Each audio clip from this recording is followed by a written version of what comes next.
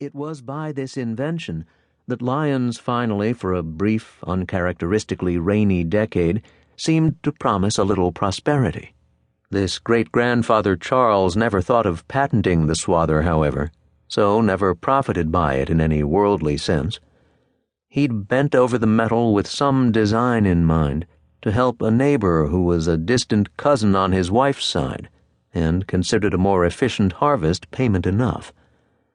Sons and daughters of those neighboring farmers whom he helped accumulate a little wealth soon moved on to Denver, Salt Lake, Phoenix, and San Diego, where their great-grandsons and granddaughters now live in flat-faced stucco houses on smooth, curved streets that you will discover, if you are a careful student of cartography, loop into the interstates and highways in broad, swooping, endless circles. If what this new world offered was boundless opportunity for material wealth, reward for ambition and grit, then it really was a mystery why any of the walkers came to the continent in the first place. Of course, there may have been some exchange of perishable goods for the rudimentary swather, a season's worth of fresh eggs, or clay jars of alfalfa honey, or plums or cherries, which every few summers grew with an abundance the early farmers could neither predict nor control, and which were otherwise impossible to come by. Some things, carrots, potatoes, turnips, you could keep in 10-gallon buckets of cold sand in a dirt cellar straight through the winter, but fresh fruit was rare. Gordon's grandmother, if left alone for an afternoon, might be discovered beneath the warty hackberry tree, her kitchen work and laundry left undone, indolently eating a lapful of plums one after another, sticky pink juice running down her chin and neck and wrists and forearms, flyaway dark hair standing out in a frayed and sweaty halo around her face. "Look," she would say, "I love these plums, and love is never idle." The Walkers' was the first house the man on the highway would have seen when he dipped down onto the frontage road at the exit to town. Perhaps it was only because of this that he felt welcomed by the small, tidy home and crossed the weeds and clipped grass to the back door.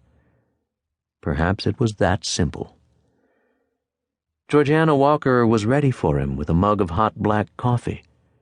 Her long gray hair was parted in the middle and pinned up behind her ears in tin barrettes, her face scrubbed clean.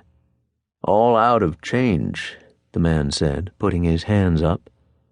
"Please." She extended the cup to the stranger, and when he took it, she ushered him inside and pulled out a kitchen chair. "You're just in time for dinner. Scrambled eggs, buttered toast, and cocoa sound good?" He checked her face, and she nodded and smiled. He sat down. "Almost a warm spring night," he said. "We're getting there. Couple weeks it'll be hotter than we can stand." "That's a good-looking dog," John Walker said, coming out of the living room, grinning, his finger holding the place in a paperback. "What's its name?"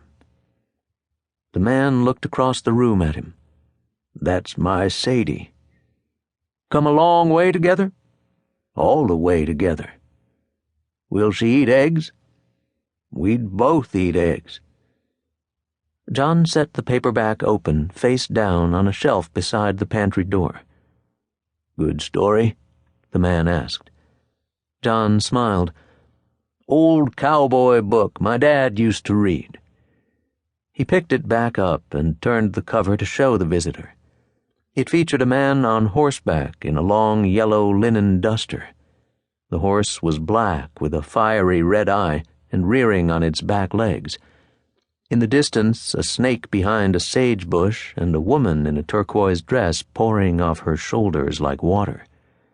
Both men laughed. "I don't know that one," the man said. John had 100 more with covers just like it. A bearded man crouched in a mountain stream and panning for gold, an outlaw with a red bandana tied over his face and a pistol in hand creeping up from behind, a shootout in a dusty street, a magnificent cowboy on horseback draped in curtains of blue